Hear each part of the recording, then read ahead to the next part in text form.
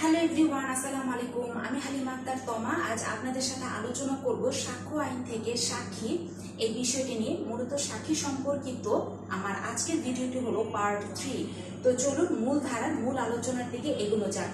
প্রথমেই ধারা 124, এখানে বলা আছে সরকারি বার্তার আদান প্রদান, অর্থাৎ সরকারি কোনো গোপন বিষয়ে যেসব চিঠিপত্র আসে সেসব তথ্য প্রকাশ করলে যদি জনস্বার্থের ব্যাঘাত ঘটে তাহলে কোনো সরকারি কর্মচারীকে উহা প্রকাশে বাধ্য করা যাবে না। এই হলো ধারা 124-এর মূল প্রতিপাদ্য বিষয়।